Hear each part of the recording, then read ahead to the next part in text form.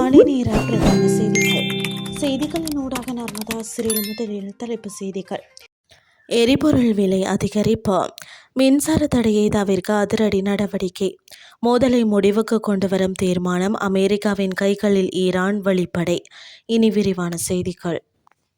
இலங்கை பெட்ரோலிய கூட்டுத்தாபனம் 2026 மே 2 நள்ளிரவு முதல் அமலுக்கு வரும் வகையில் எரிபொருள் விலையில் மாற்றங்களை அறிவித்துள்ளது.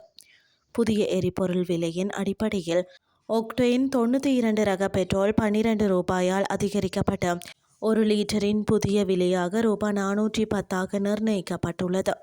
ஒக்டேன் 95 ரக பெட்ரோல் 15 ரூபாயால் அதிகரிக்கப்பட்டு ஒரு லிட்டரின் புதிய விலையாக ரூபாய் 470 நிர்ணயிக்கப்பட்டுள்ளது. ஒக்டோ டீசல் 10 ரூபாயால் அதிகரிக்கப்பட்டு ஒரு லிட்டரின் புதிய விலையாக ரூபாய் 392 நிர்ணயிக்கப்பட்டுள்ளது. சூப்பர் டீசல் 15 ரூபாயால் அதிகரிக்கப்பட்டு ஒரு லிட்டரின் புதிய விலையாக ரூபாய் 458 நிர்ணயிக்கப்பட்டுள்ளது. மண்ணெண்ணெய் ஒரு லிட்டரின் புதிய விலை ரூபாய் 265 நிர்ணயிக்கப்பட்டுள்ளது.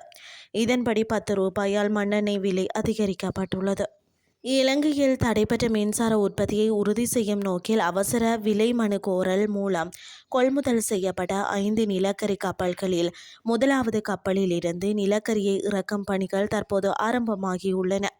தென்மேற்கு பருவக்காற்று காலத்தின் போதும் கடல் சீற்றமாக இருக்கும் என்பதால் அதற்கு முன்னதாகவே நிலக்கரி கையிருப்பை பூர்த்தி செய்ய அரசாங்கம் தீவிரமாக செயல்பட்டு வருகிறது. செப்டம்பர் மாதம் வரை நுரைச்சோலை நிலக்கரி மின் நிலையத்தின் செயல்பாடுகளை தடையின்றி முன்னெடுப்பதே இதன் முதன்மை நோக்கமாகும். மே மாத இறுதி முதல் ஆகஸ்ட் வரை நிலவும் மோசமான வானிலை காரணமாக நிலக்கரியை இறக்கும் பணிகள் பாதிக்கப்படலாம் என்பதால் தற்போதே பணிகள் துரிதப்படுத்தப்பட்டுள்ளன. முந்தைய கொள்முதல் தரம் குறைந்த நிலக்கரி விநியோகிக்கப்பட்டதால் ஏற்பட்ட சிக்கல்களை தவிர்க்க தற்போதைய நிலக்கரியின் தரம் மற்றும் எரிசக்தி அளவு ஆகியவை உரிய ஆய்வுகளுக்கு பின்பே ஏற்றுக்கொள்ளப்பட்டுள்ளன. வலுசக்தி அமைச்சின் செயலாளர் GMRD அபோன்சு வழங்கிய தகவலின்படி 3 கப்பல்கள் ஏற்கனவே துறைமுகத்தை வந்தடைந்துள்ளன. ஒரு கப்பலில் உள்ள நிலக்கரியை முழுமையாக இறக்குவதற்கு சுமார் 5 நாட்கள் எடுக்கும் என்பதால் அனைத்து பணிகளும் முறையாக திட்டமிடப்பட்டுள்ளதாக தெரிவிக்கப்பட்டுள்ளது. இனி வெளிநாட்டு செய்திகள். பேச்சுவார்த்தை மூலம் தீர்வு காண்பதா அல்லது மீண்டும் நேரடி போருக்கு திரும்புவதா என்பதை ட்ரம்ப் நிர்வாகம்தான் முடிவு செய்ய வேண்டும் என ஈரான் கூறியுள்ளது. ஈரானின் துணை வெளியுறவு அமைச்சர் காசம் கரிபாபாடி இது குறித்து அந்நாட்டு தூதர்களிடம் நேற்று கருத்து வெளியிட்டுள்ளார். மேலும் அவரின் கருத்துக்களில் குறிப்பிடப்பட்டுள்ளதாவது, இப்போது ராஜதந்திர பாதையை தேர்ந்தெடுப்பதா அல்லது மோதல் போக்கை தொடர்வதா என்பதை தேர்ந்தெடுக்கும் பொறுப்பு அமெரிக்காவின் கையில் உள்ளது.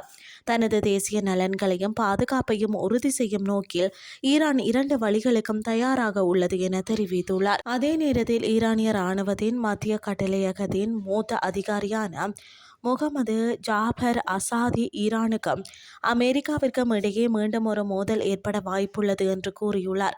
இதன்படி அமெரிக்கா எந்த ஒரு வாக்குறுதிகளுக்கோ அல்லது ஒப்பந்தங்களுக்கோ கட்டுப்படவில்லை என்பதை ஆதாரங்கள் காட்டியுள்ளன என அவர் கூறியுள்ளார். இத்துடன் செய்திகள் யாவும் நிறைவடைகின்றது. அடுத்த காலை 8:30 எதிர்பாருங்கள். நன்றி.